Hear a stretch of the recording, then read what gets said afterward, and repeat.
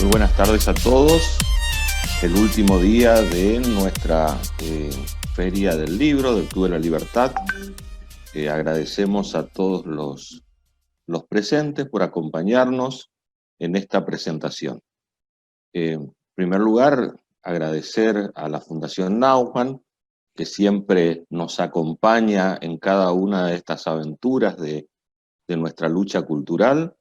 Por supuesto, a Unión Editorial, que junto al Club de la Libertad ha editado estos 5 libros que hemos presentado en cada uno de estos días, como parte de los clásicos de autores liberales, como los que ya han seguido la Feria del Libro conocen. La mecánica que utilizamos es la presentación de uno de estos clásicos de los autores liberales, luego presentamos al autor correntino que prestigia nuestra feria, y luego escuchamos unas palabras del autor que nos da a conocer aspectos que no se leen en sus libros, sino lo que llamamos la cocina de esos libros, los sentimientos que lo acompañaron o qué fue. Para el Club de la Libertad, esto realmente es una feria excepcional. Nos hubiera gustado poder realizar una feria presencial. Sin embargo, este sistema virtual nos ha permitido que amigos del Chaco, de Formosa, de Misiones, del Paraguay, del sur de Brasil, nos acompañen en estas presentaciones. Y algunos, de aún más lejos, que vía el Zoom, se han sumado para escuchar esta propuesta. Nosotros en esta presentación vamos la joya clásica que vamos a presentar ahora es la obra del premio Nobel Friedrich Hayek, El uso del conocimiento. Como ustedes saben, Hayek fue premio Nobel de Economía en 1974.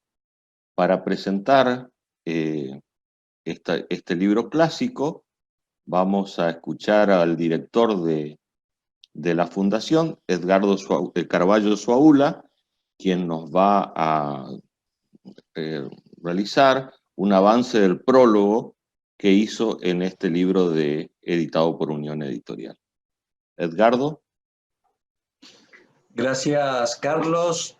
Gracias a la Fundación Club de la Libertad, que ha confiado hacer un humilde prólogo para este trabajo de von Hayek. También agradecer a la Fundación Naumann de Alemania y al Grupo Unión Editorial, que nos, de alguna manera, han apoyado a la realización, como bien dijiste, de esta aventura, que la verdad para mí es, por lo pronto, única en estos tiempos.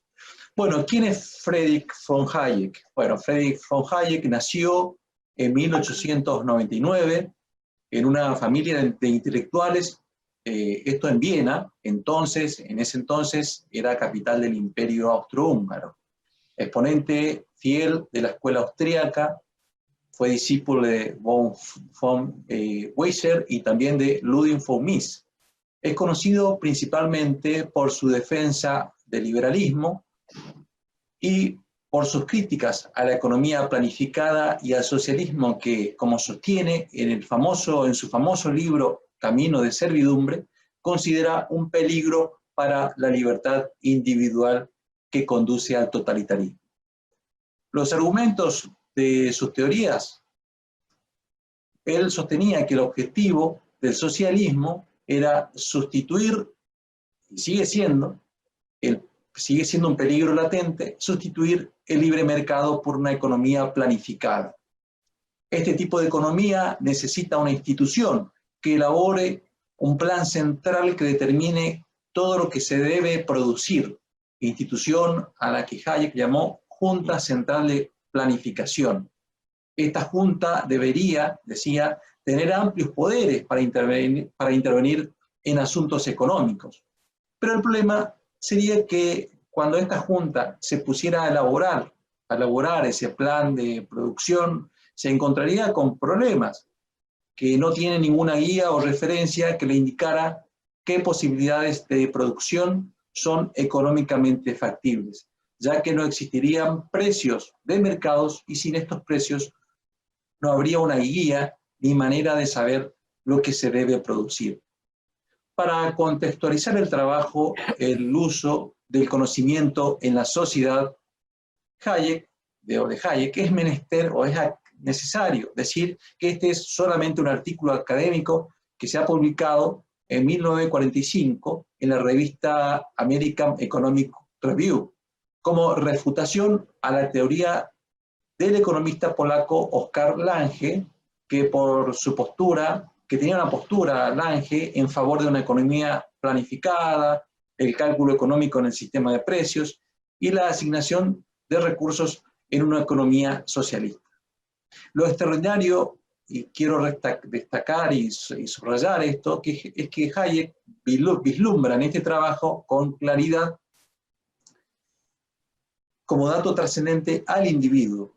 Él es quien tiene la información única y exclusiva en virtud del cual tomará decisiones, y esos individuos son miles.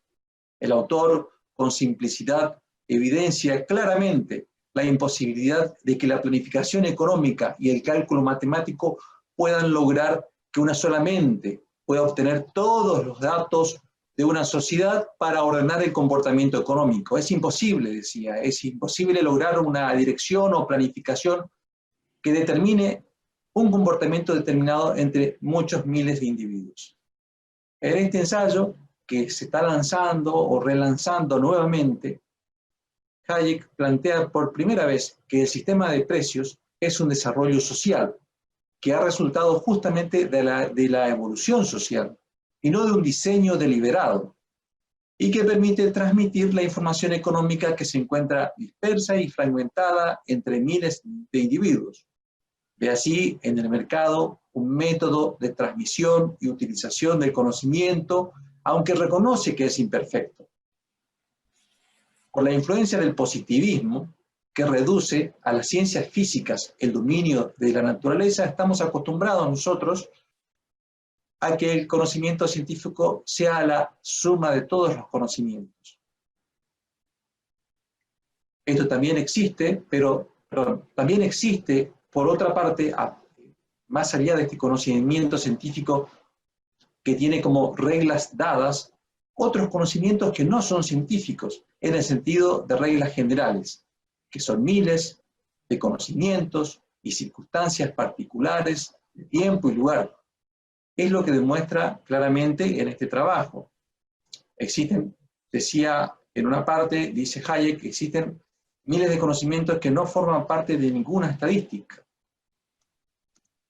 La solución la encontramos al comprender que un sistema en donde el conocimiento de los hechos pertinentes se encuentran dispersos y fragmentados entre muchas personas, los precios actúan de modo eficiente para coordinar las acciones de diferentes personas.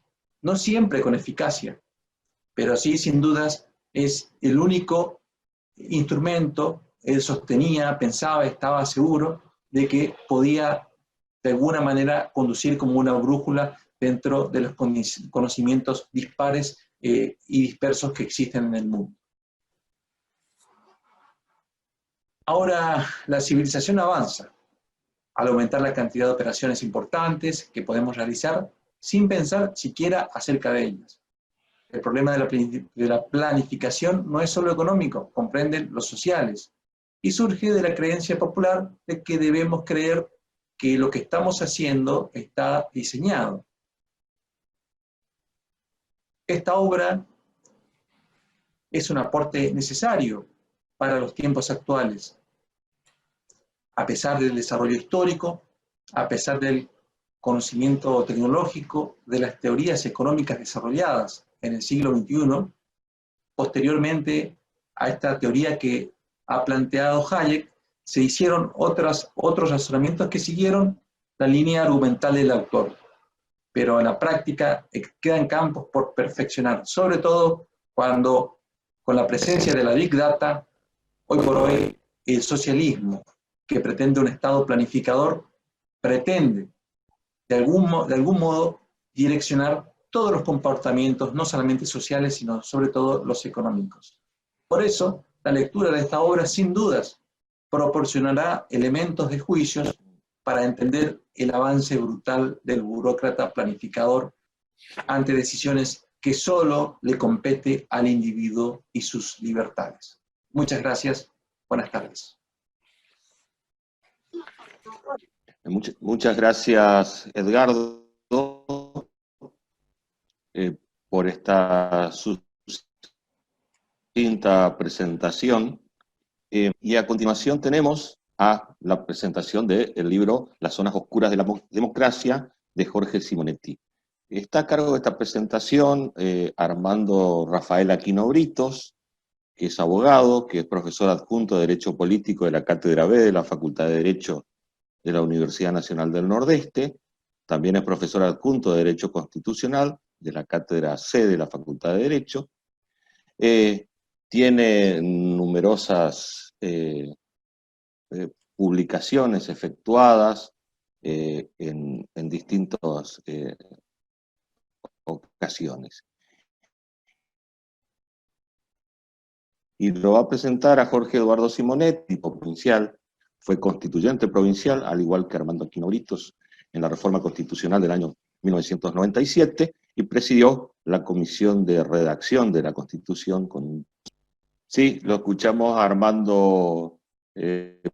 Por favor, podés desmutear tu micrófono y hacer la presentación del libro de Jorge Simonetti. Realmente un interesante análisis sobre nuestra democracia de transición. La verdad es que muchas gracias por la posibilidad de presentar el libro de un gran amigo. Lamento los inconvenientes que siempre surgen para quienes quieren silenciar las voces de la libertad, los amantes de la República y fundamentalmente los cultores de la democracia, como en este caso nos trae Jorge.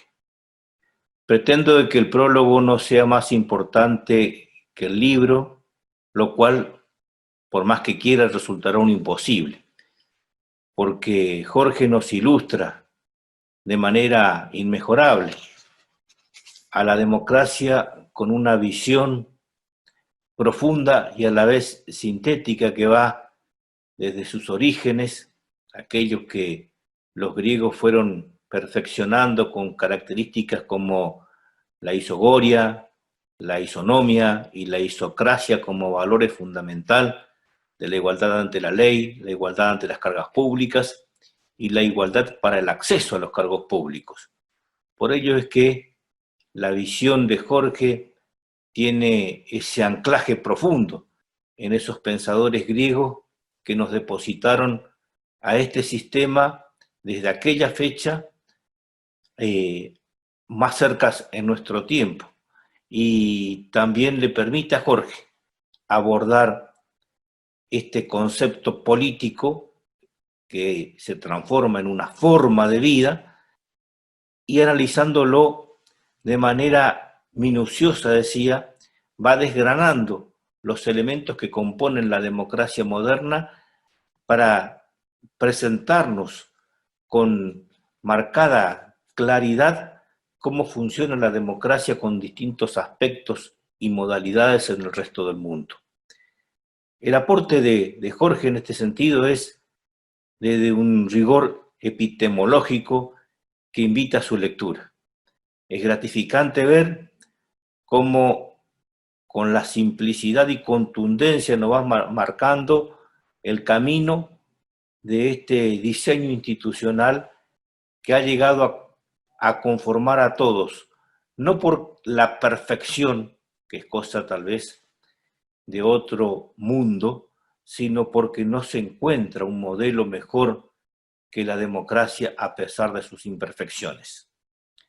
Pero esto no nos tiene que llevar a la confusión de querer quedarnos y anclarnos en los problemas que suscita la democracia por las deformaciones que le provocan los hombres.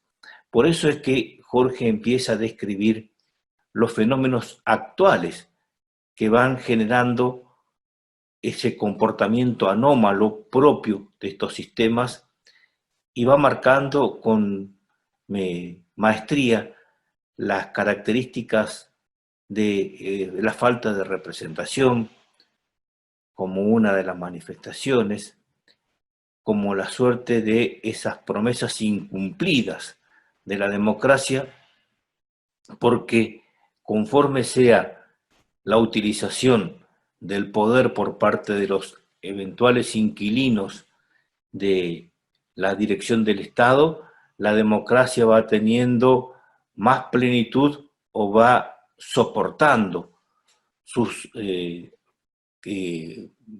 males, va expresando sus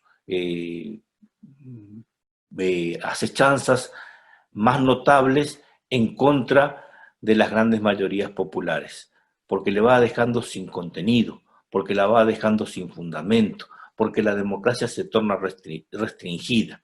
Y entonces es donde Jorge, con el bisturí y una precisión quirúrgica formidable, echa mano a esa cuestión y describe estos males propios de la democracia contemporánea en el mundo. Pero también Jorge hace una mirada retrospectiva de la democracia, sobre todo en el periodo del 83 en adelante. Reconoce las bondades, los avances que se han hecho en torno a materializar este sistema, que claro está, no fue fácil. Lo rescata con inigualable la pluma de Jorge Simonetti cuando va diseñando ese camino que le tocó transitar a esa joven democracia recuperada de la mano de Raúl Alfonsín en el 83. Esa transición de la democracia magistralmente llevada adelante por ese abanderado que fue Raúl Alfonsín, se consolida con Menem, tiene una crisis con De la Rúa y hoy esboza la fortaleza que tiene como un sistema plenamente consolidado. Con Alfonsín, decíamos, se empieza el tránsito de esa construcción democrática que es claramente una transición porque se necesitó, más allá de los avances ciclópeos que se habían logrado, una ley como la 23.077, que fue un diseño arquitectónico para que nunca más volvamos a la ilegalidad, para que los golpes de Estado nunca más vuelvan a ser moneda corriente, para que nunca más se gobierne por decretos leyes, para que nunca más los poderes judiciales actúen como amanuenses de la prepotencia del poder ejercida sin freno cuando se ocupa el gobierno. Ese es un logro fundamental que después, decía, adquiere consolidación cuando se reforma la Constitución en 1994. Y vaya que no, si no fue un oportuno reconocimiento de este mecanismo de transición, porque este mismo diseño normativo se plasma con nitidez y precisión y claridad en el artículo 36 de nuestra Constitución Nacional, garantizando que no habría más posibilidad de golpe de Estado, que se aseguraría el régimen constitucional y el sistema democrático para todos los argentinos. Obviamente, después también de este desarrollo magnífico de esta revisión histórica, destacando estos contornos más claros de este tránsito de la democracia, Jorge empieza a abordar las zonas oscuras de la democracia. Esto es el funcionamiento de un Estado fallido, de un Estado ausente, de un sistema que no da respuesta a las necesidades de la sociedad, no solamente en función del Estado formal, de derecho en función de lo que manda la Constitución, sino en la mutación cotidiana que le va sustrayendo a nuestro texto constitucional nada más ni nada menos que los propios detentadores del poder. Estas son las paradojas, estas son las circunstancias nocivas, estas son las llamadas zonas oscuras de la democracia que con maestría inigualable Jorge la describe en 4 grandes capítulos que merecen una lectura desapasionada, una lectura que obligará a la reflexión, porque también en esto tenemos que hacernos un compromiso de que tenemos que defender el sistema, no solamente para no caer en los horrores del pasado, sino simplemente también como un juramento para empezar a garantizarle a cada uno de los ciudadanos que vamos a tener más y mejores derechos. Entonces, la apuesta de Jorge no es una revisión histórica y una queja, sino una apuesta a la esperanza, un desafío a que tengamos, merced al sistema, más y mejores derechos y que los ciudadanos podamos vivir cada día mejor.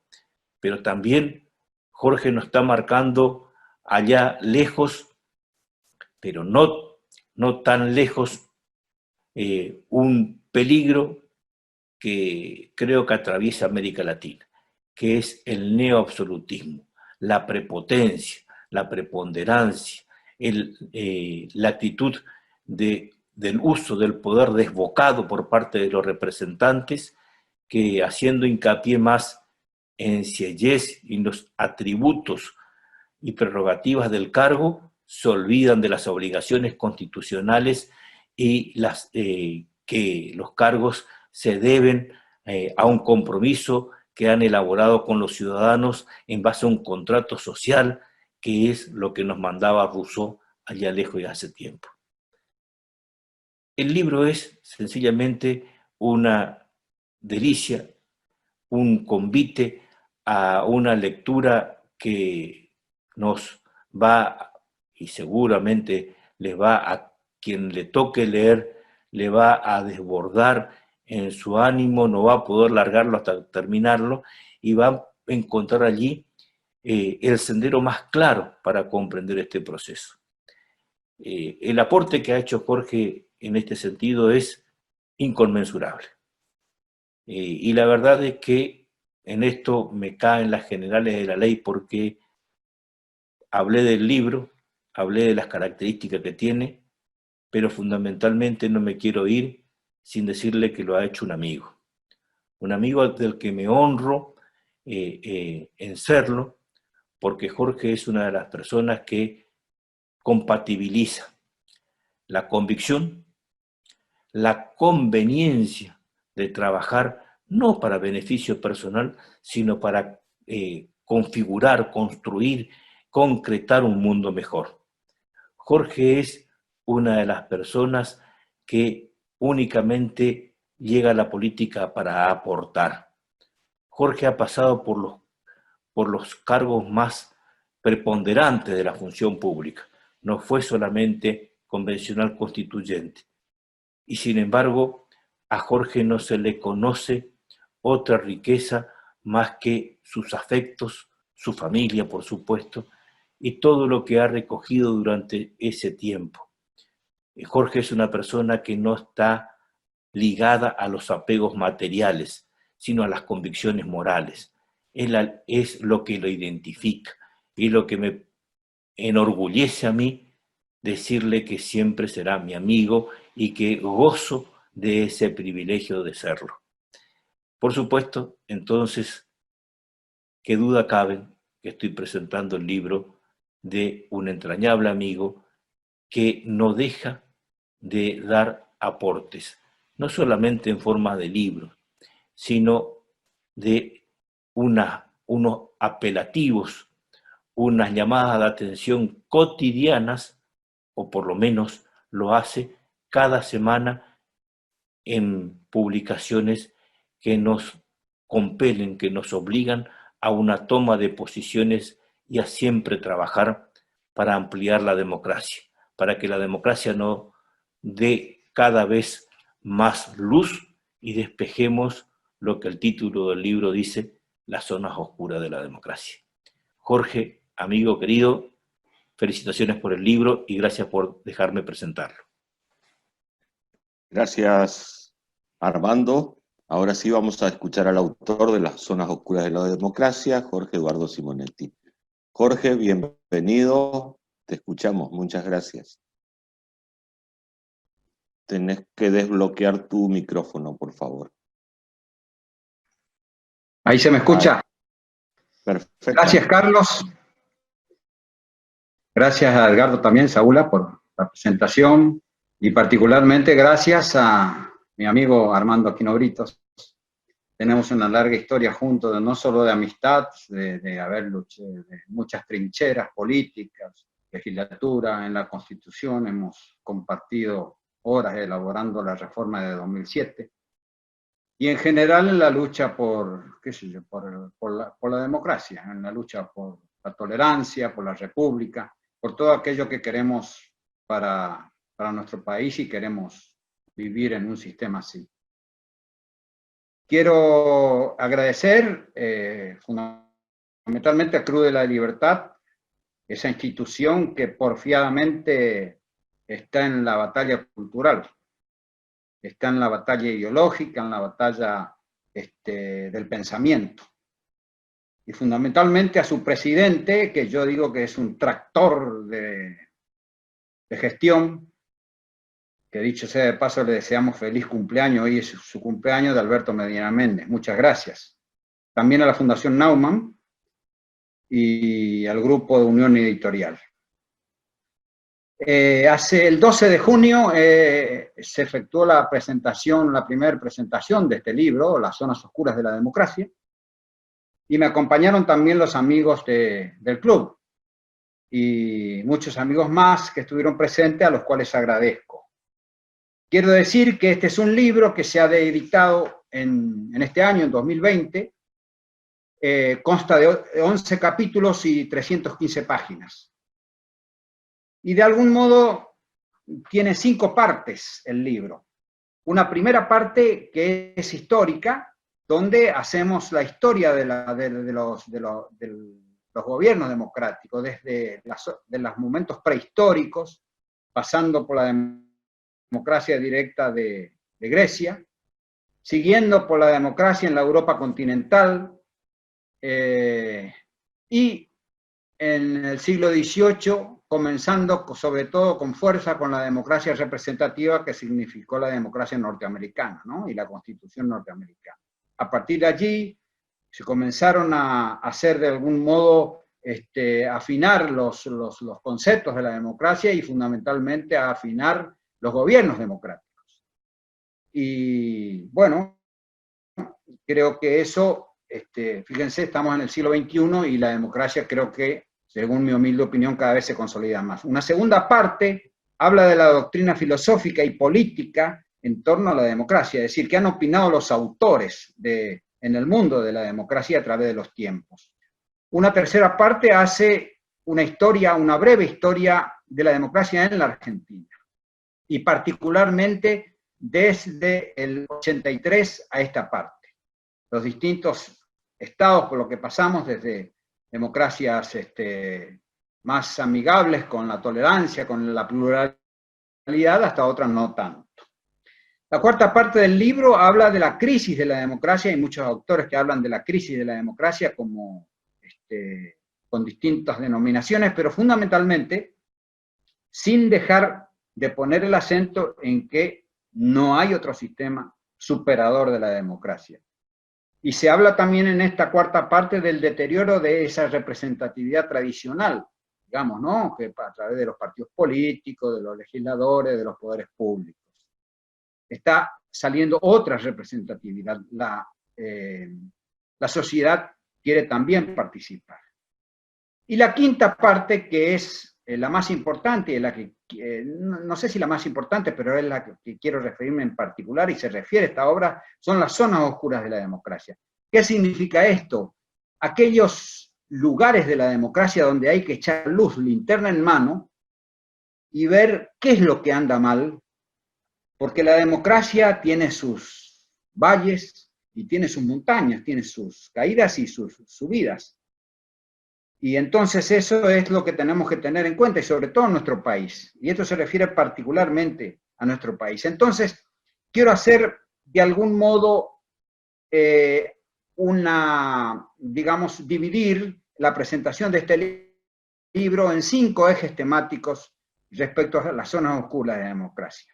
El primero se refiere en general al mundo y es preguntarse si en el contexto mundial la democracia ha mejorado o ha empeorado la vida de los pueblos.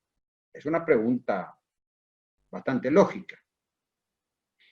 En el segundo, venir a la Argentina y decir si el sistema democrático, el sistema presidencialista argentino, dentro de nuestro sistema democrático, ha favorecido al sistema republicano o ha favorecido a las autocracias. El tercer lugar, hablar de los poderes legislativos y judiciales. Si es que han estado a la altura de las circunstancias. Ustedes se preguntarán si los legisladores de nuestro país y los jueces de nuestro país han estado a la altura y están a la altura de las circunstancias. Eso lo analizamos en este libro. En cuarto lugar, queremos hablar también sobre lo que podría llamarse el republicanismo vertical. ¿Qué es? Eso es el federalismo. El federalismo, y preguntarse si las provincias son propensas o favorecen el sistema global de la democracia, o si son, como yo digo, laboratorios de autoritarismos, no todas, pero algunas sí.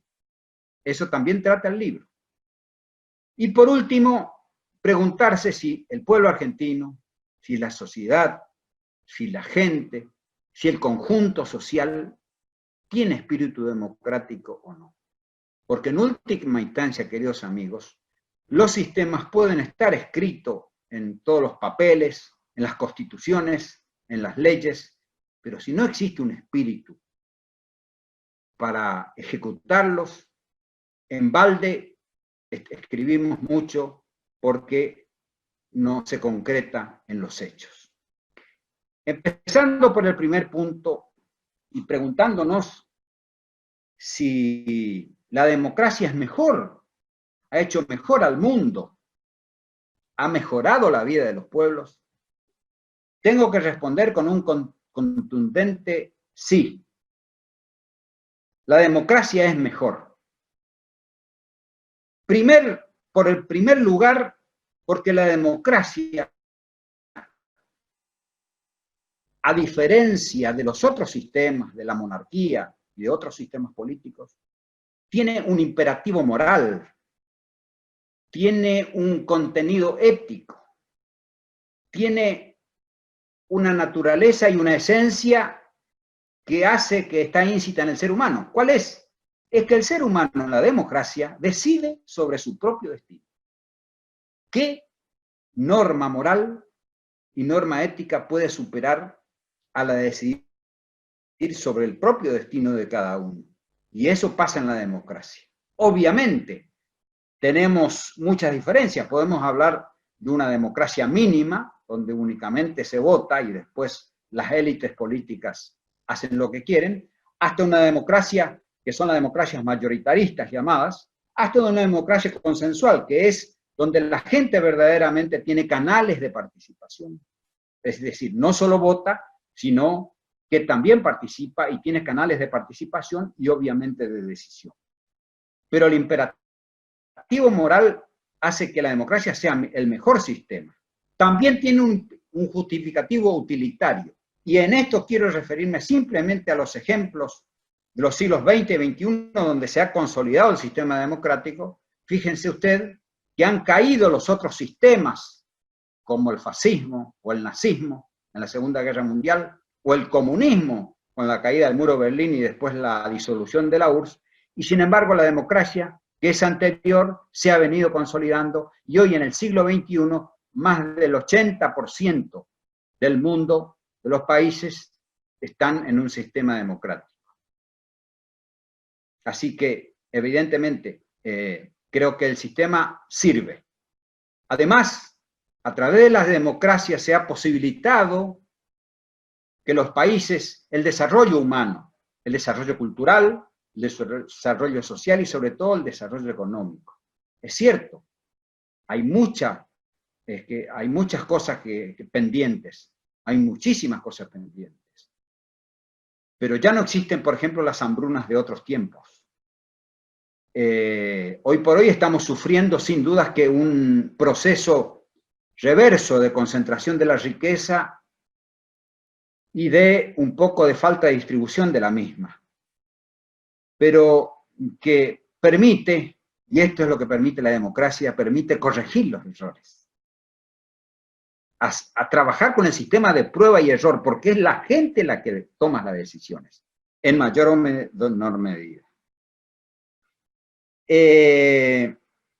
Creo que otra de las cuestiones a destacar por qué es la democracia mejor es por la cultura democrática, la cultura política. ¿Y qué significa la cultura democrática? Significa que somos más tolerantes, que creemos en la pluralidad y respetamos la opinión del otro, la opinión del prójimo. Eso es muy, muy importante.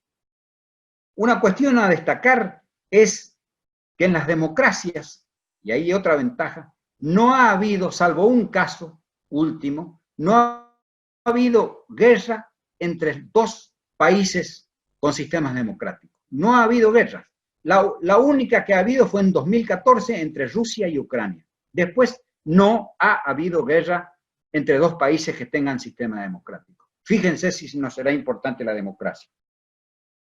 Yendo a la segunda cuestión que nos ocupa en este momento, es si el sistema en nuestro país rige la democracia, rige como sistema constitucional, está establecido en la Constitución, tenemos un sistema republicano, hay 3 poderes, hay provincias, los 3 poderes es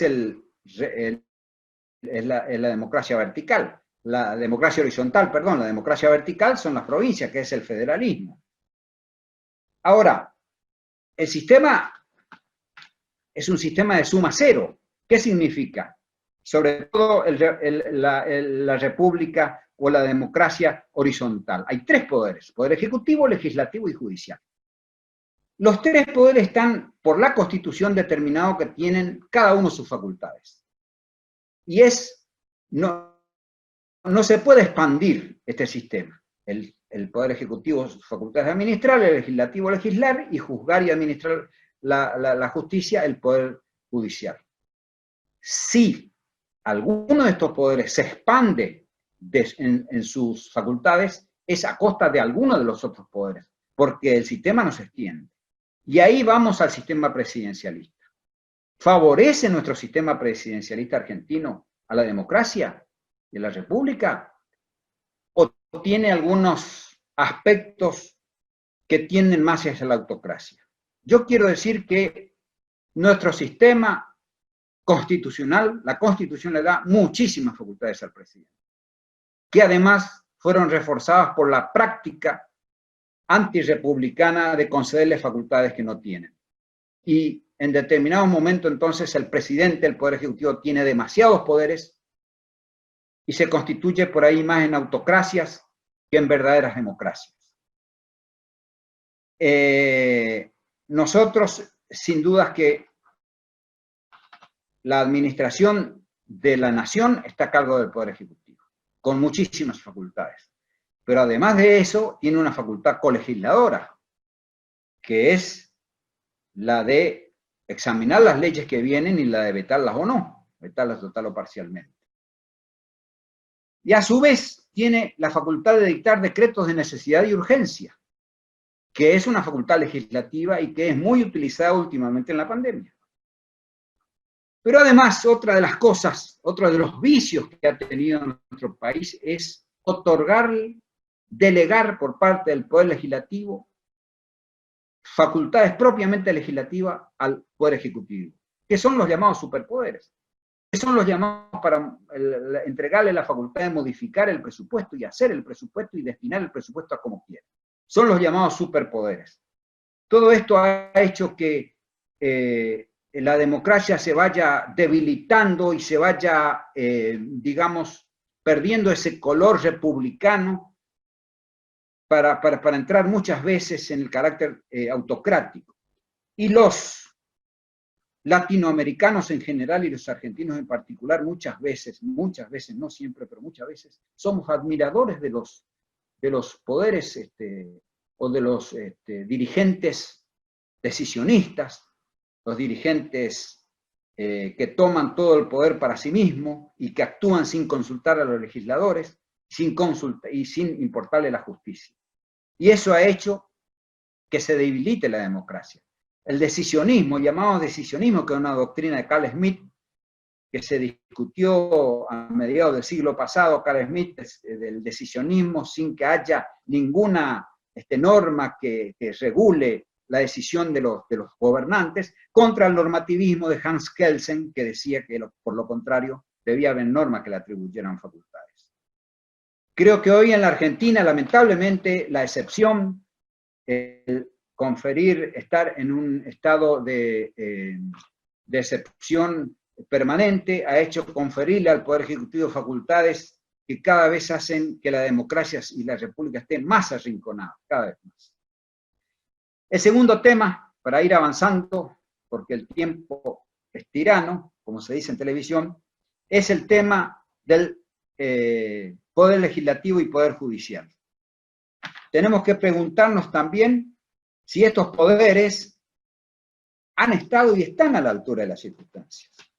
El Poder Legislativo es el poder básico de la democracia, porque no existe cuando no existe democracia, cuando existen elecciones. Es el único poder que no está. Está el Poder Legislativo, está el Poder Ejecutivo, está el presidente y están los jueces, pero no el Poder Legislativo. Pero ¿por qué tiene tanta poca afección por parte de los ciudadanos? El Poder Legislativo es permanente, y los legisladores es permanentemente criticado. Fíjense que en una encuesta, solo el 7% de los ciudadanos tiene una visión positiva del Poder Legislativo, lo cual es gravísimo. Es gravísimo porque son los que representan o son los que deberían representar el espíritu democrático. Bueno, el Poder Legislativo lamentablemente no hace y no cumple como corresponde su función. Primero porque delega facultades en el Poder Ejecutivo que son propias. En segundo lugar, porque las cuestiones no se deciden solamente dentro del Poder Legislativo. ¿Por qué? Porque las negociaciones para una determinada ley entre el Poder Ejecutivo y los gobernadores, no entre los legisladores. Esto realmente es lamentable. Y ha sido caracterizado por la escribanía, por ser una escribanía. ¿Qué significa? Porque simplemente cuando el Poder Ejecutivo tiene mayoría propia en las cámaras, se vuelve una escribanía del Poder Ejecutivo. El Poder Ejecutivo decide y el Poder Legislativo santifica y no se debate. Fíjese usted que en el año 2014, tengan en cuenta el momento, casi no se hicieron sesiones ordinarias, solamente sesiones especiales. ¿Qué significa esto? Las sesiones ordinarias le permiten a la oposición poder introducir los temas y poder debatirlos. Las sesiones especiales, en cambio, solo pueden realizarse a través de la decisión de la administración de la Cámara o a través de la decisión del Poder Ejecutivo, con un temario específico, concreto, nada más. Bueno, durante ese 2014, lamentablemente el Poder Legislativo estuvo absolutamente ausente. La oposición no pudo meter ningún bocadillo. Todo fue decisión del Poder Ejecutivo y de los legisladores oficialistas que se limitaban a aplaudir. También en esa época los gobernadores eran simples aplaudidores en el patio de la Casa de Gobierno. Hoy creo que ese Poder Legislativo en el Senado pasa algo similar y en la Cámara de Diputados hay algún tipo de posibilidades, pero también el debate es escaso. El Poder Judicial, perdón, el Poder Legislativo, por eso lo llamamos el Poder Adaptativo, porque en la época de En la época de la presidencia anterior había que negociar todo. En esta época, y de 2015 hacia abajo, se levantaba la mano simplemente. El Poder Judicial es denominado el poder estratégico. Siempre tiene dos velocidades.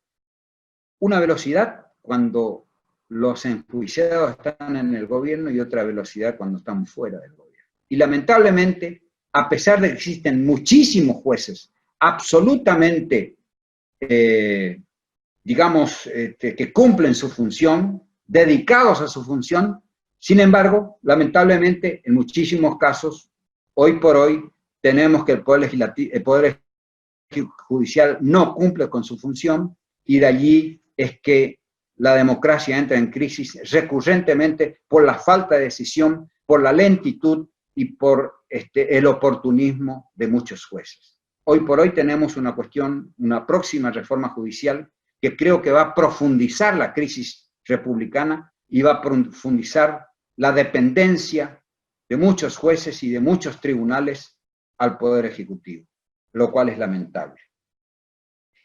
El cuarto punto se refiere a las provincias. ¿Qué son las provincias? ¿Qué es el federalismo? ¿Cómo funciona el federalismo dentro de nuestra república? ¿Funciona bien? Los recursos, ¿cómo son? ¿Cómo vienen? Los gobernadores, ¿cómo se comportan respecto a los poderes centrales? ¿Y cómo se comportan los legisladores nacionales? Si defienden o no a sus provincias, si defienden a sus pueblos, si defienden los intereses de la nación, si están o no abiertos al debate, o si están obedientes a los dictados del mandón de turno. Digo, y quiero decir que lamentablemente el federalismo se ha convertido en un federalismo clientelar. Ha establecido en la ley una ley de coparticipación federal, que cada provincia recibe un monto. Pero esa es la distribución secundaria. En cuanto a la distribución primaria entre el Poder Ejecutivo y las provincias, el Poder Ejecutivo cada vez se queda con mayor parte del león. ¿Esto qué significa? Que aumenta su capacidad, el Poder Ejecutivo, de manejar recursos por sí mismo, que no son asignados automáticamente a la provincia. ¿Qué le permite esto al presidente? Y poder negociar con plata a las provincias. Entonces, necesita los votos de los legisladores provinciales, telefonazo al gobernador, hacen algún acuerdo para alguna necesidad de la provincia, por alguna obra, otra obra, y obtienen los votos. ¿Y dónde están los votos? Principalmente, ¿dónde los consiguen? Las provincias pobres, en las provincias marginales, en las provincias con menor cantidad de habitantes. ¿Por qué? Porque nuestro sistema constitucional establece una sobrerepresentación parlamentaria de las provincias chicas. Por ejemplo, vayamos al Senado sobre todo, pero también pasan diputados, pero el Senado particularmente, hay 3 senadores por provincia, 2 por la mayoría, 1 por la minoría. Y tanto tiene la provincia de Buenos Aires como Jujuy, o Formosa, por dar 2 ejemplos, tiene la misma cantidad de legisladores. Quiere decir que están sobrerepresentados en cuanto a la cantidad de ciudadanos que representa cada legislador. Entonces, si yo quiero los 3 votos, o los 2 votos de una provincia, ¿a quién voy a recurrir? ¿A la provincia de Buenos Aires? Que 1.000 millones de pesos ni le tengan, no es absolutamente nada. O a la provincia, por decir, de Formosa, o la propia Corrientes, donde 1.000 millones de pesos significa una obra importante. Va a las provincias chicas. Por eso las provincias chicas son denominadas las provincias rentísticas, viven de las rentas, no solo de la coparticipación federal automática, sino de lo que le pudiera pasar este federalismo de amigos y este federalismo, esta negociación espuria que se hace entre los gobernadores y el presidente para lograr los votos legislativos. Esto es verdaderamente el problema que tiene nuestra república desde el punto de vista de la democracia vertical. Esa negociación espuria que se produce, yo digo espuria porque se hace en función no de los temas a tratar, sino en función de las necesidades de las provincias. Y entonces el legislador provincial va y levanta el voto de acuerdo a lo que le dice el gobernador, porque así le ordena para obtener alguna obra. Fíjense que hay autores que se preguntan ¿qué diferencia existe entre Formosa y Kuwait? O entre otra provincia chica y Qatar. Son considerados emiratos. Las provincias, algunas son consideradas emiratos subnacionales, donde los gobernadores son príncipes, los príncipes democráticos. Y es muy difícil ganar una elección en una provincia. Los oficialismos tienen prácticamente garantizada la continuidad. Y si no, fijémonos, incluyendo Corrientes, pero fijémonos en Formosa u otros lugares, donde años tras años, durante mucho tiempo los oficialismos ganan y ganan y ganan. Están en la elección con el efecto de cancha inclinada hacia los oficialismos, porque el Estado es grande en relación a lo que es el conjunto económico de una provincia, tiene mucha incidencia, la plata del Estado tiene mucha incidencia sobre la economía de cada provincia, y entonces los oficialistas realmente tienen un hándicap a favor demasiado grande, lo que hace que las provincias realmente sean laboratorios de autoritarismo. Allí, a pesar que a veces los gobernadores no son autoritarios, pero sí tienen una continuidad de un mismo signo político. El concepto de la democracia, dijo alguien, es que los gobiernos pierdan elecciones. Generalmente no pierden elecciones los gobiernos en las provincias. Entonces, esto sin duda se está significando un déficit importante en nuestro sistema democrático. Y creo que es una de las zonas oscuras donde hay que echar bastante luz para ir solucionando estos temas. Por último, quiero referirme, para dejar algunos minutos la posibilidad de si hay alguna pregunta, quiero referirme al pueblo argentino. Y quiero referirme no a los aspectos legales o a los aspectos instrumentales o utilitarios de la democracia, sino fundamentalmente a los aspectos espirituales. El argentino es democrático, ¿tiene espíritu democrático o no? ¿Qué opinan ustedes? ¿Tiene espíritu democrático? Porque es sin dudas que sin espíritu, sin un pueblo, sin una sociedad, sin espíritu democrático, no hay democracia que valga. La democracia no se va a instalar si la gente no tiene una cultura plural, si no tiene alteridad, si no está dispuesta a ceder un poco, si no está dispuesta a escuchar al otro, si no está dispuesta a la visión distinta o a la pluralidad de visiones, no va a haber democracia. Y esto lo estamos viendo en nuestro país, lamentablemente, hace bastante tiempo, que es lo que denominamos la grieta. De un lado y del otro, cada uno sentado en sus posiciones y sin la posibilidad de llegar a acuerdos fundamentales que necesita nuestro país.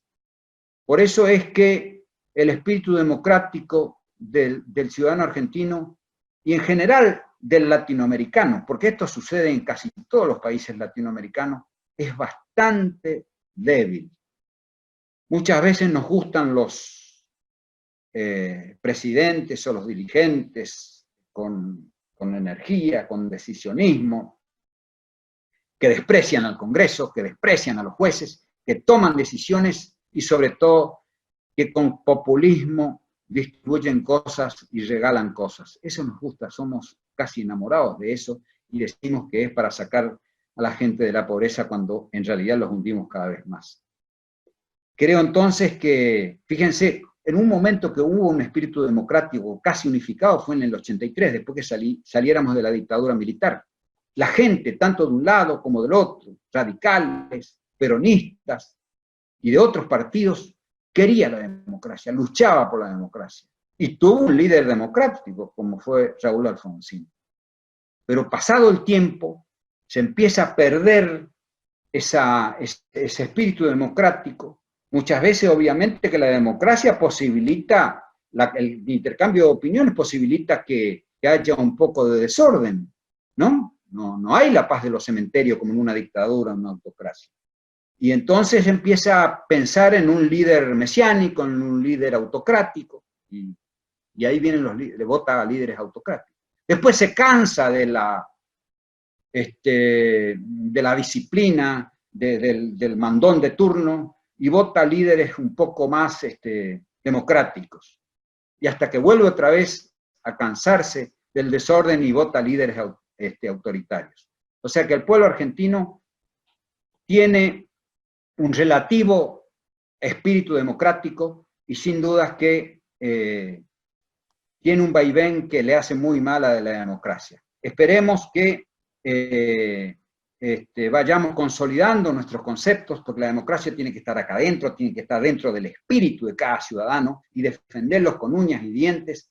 Y bueno, este libro está apuntado a eso. Este libro es una linterna que va echando, que va prendiendo la luz y va echando luz en cada uno de los lugares oscuros de la democracia. Muchas gracias. Muchas gracias al doctor Simonetti.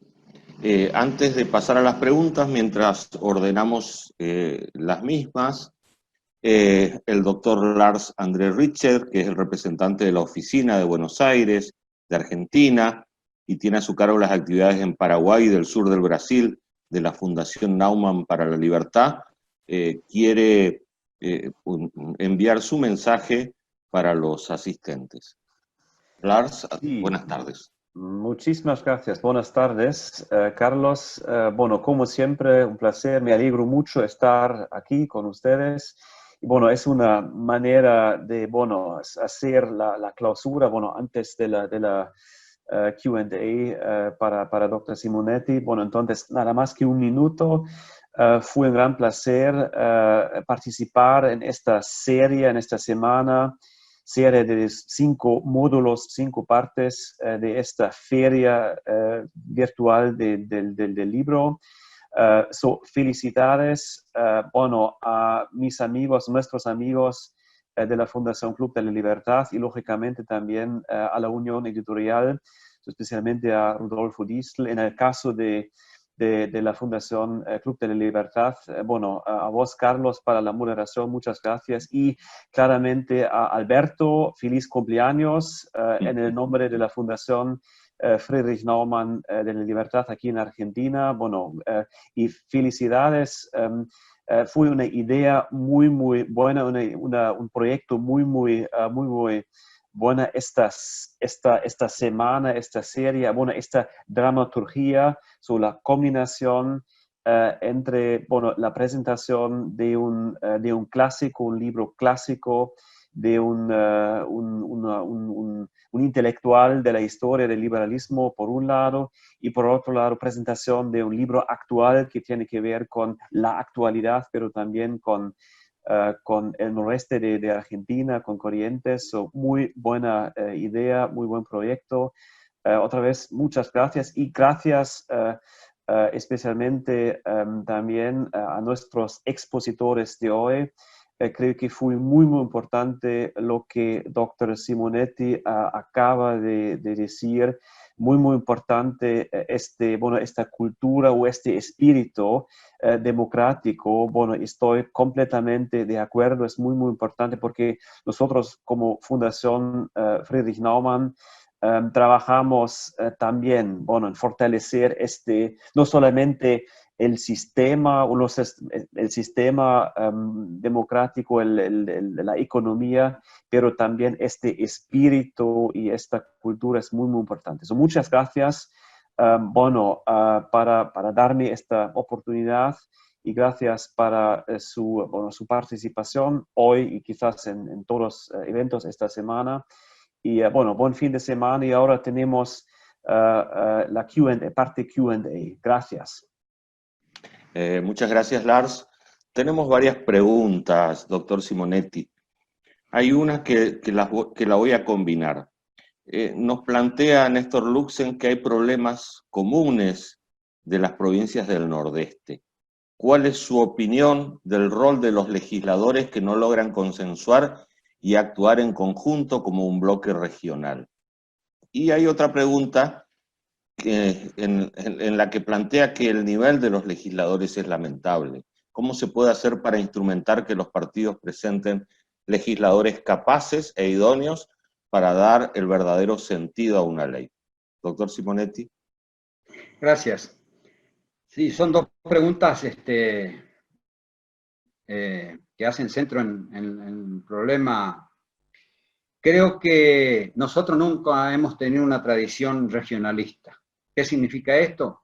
Que podemos hablar del nordeste o del norte, el norte pobre y olvidado, porque el norte del país es el norte pobre y olvidado, pero que coordinar acciones resulta muy difícil. Y efectivamente es así.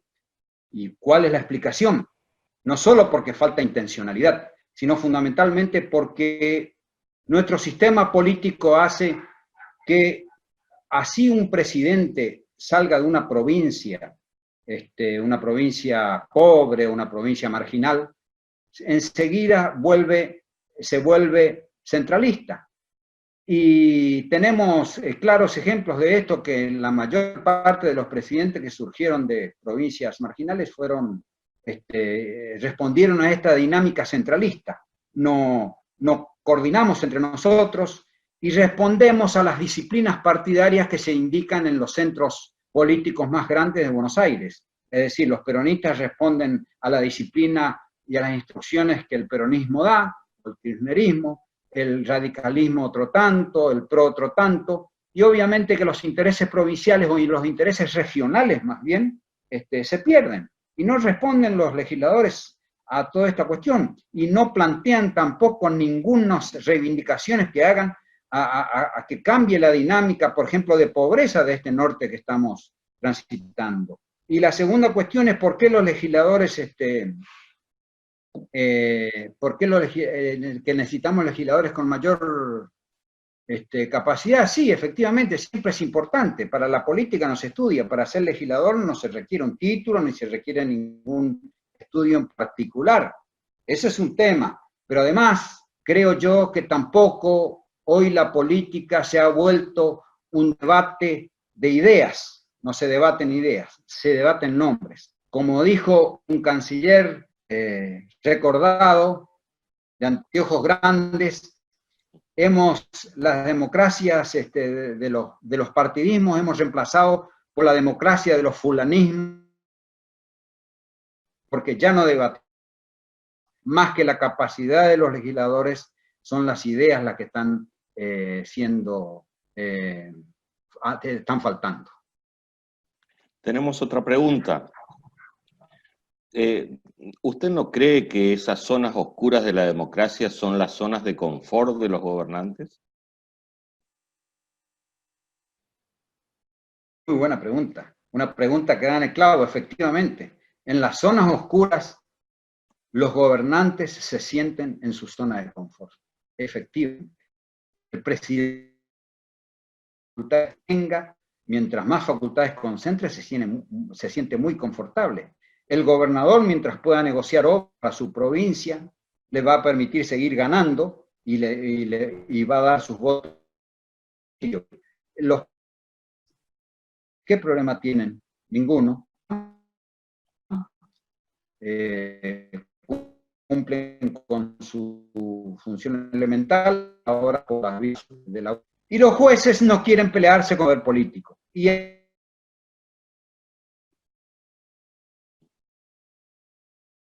Se cortó la señal, Jorge. Se cortó, lamentablemente, la señal. Se cortó la señal de Jorge Eduardo Simonetti cuando estaba finalizando la última pregunta. Vamos a esperar a ver para que reingrese a la sala, porque tenemos un par de preguntas más todavía para él. Estimado Carlos, ¿me escuchan ahí? Ahora te escuchamos, Jorge. Bueno, escuchamos el final de tu respuesta. En la última pregunta ya está la respuesta. Los gobernantes, legisladores, presidentes, gobernadores, están en su zona de confort en las zonas oscuras. Allí viven y pueden vivir todo el tiempo. Hay otra pregunta también relacionada con los legisladores. Parece que todos los cañones hoy los tienen ellos. ¿Qué opinas de los legisladores que cambian de partido, después son votados por una determinada lista y después se cambian al oficialismo de turno? ¿Hay alguna manera legal de evitar eso? ¿Qué reflexión te tenés? Bueno, eso ¿cómo es que se llama esto? El nombre de un famoso... La borocotización de la política. La borocotización, exacto. Cambiarse. Eso no es tan raro, ¿eh? No es tan raro. Suele suceder bastante, lamentablemente bastante seguido. No hay forma de sanción, porque una vieja discusión es si los legisladores pertenecen o responden a su propia conciencia o a los partidos que lo eligieron. Pero no hay forma legal de sacarlo si es que están en contra de la decisión del partido. Sin duda es que es una cuestión muy debatida y una cuestión que conceptualmente no está definida todavía, porque muchas veces los legisladores deben votar en contra de su conciencia y por orden del partido, y eso a veces no es tan bueno tampoco.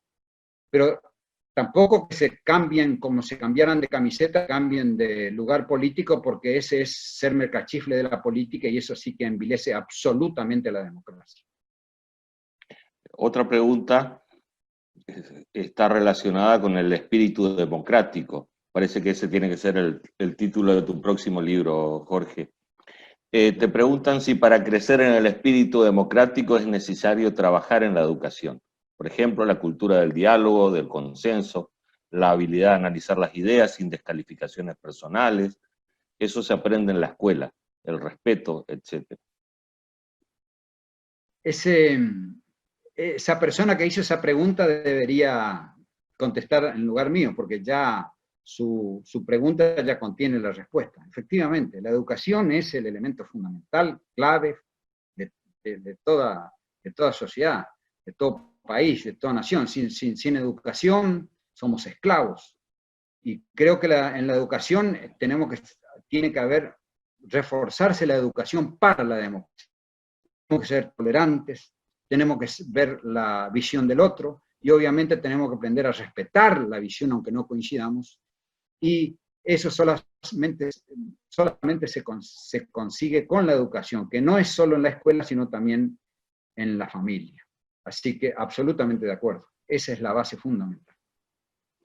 Bueno, les agradezco a todos, estamos finalizando la Feria del Libro. Jorge, ¿querés despedirte? Y después hacemos el cierre.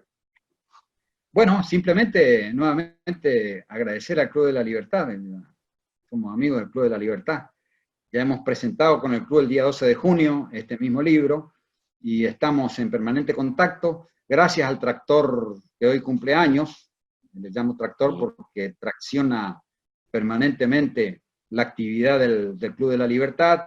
Gracias a Armando, un amigo, un autor de libros de aquellos, tiene muchísimos libros escritos. Gracias Carlos, gracias Edgardo, y gracias a todos los que han posibilitado, como la Fundación Naumann y el Grupo Editorial Unión. Creo que esto ha sido un comienzo magnífico y espero que se vuelva a repetir el año que viene. Gracias. El año que viene haremos por la presencial y a través del Zoom para que todos puedan participar seguramente. Muchas gracias a todos en nombre del Club de la Libertad, gracias a Unión Editorial, gracias a la Fundación Naumann para la Libertad que nos acompañó todos estos días. Hemos conversado, dialogado, reflexionado y ahora viene la otra tarea, leer y difundir estas ideas. Muchas gracias a todos, buenas tardes.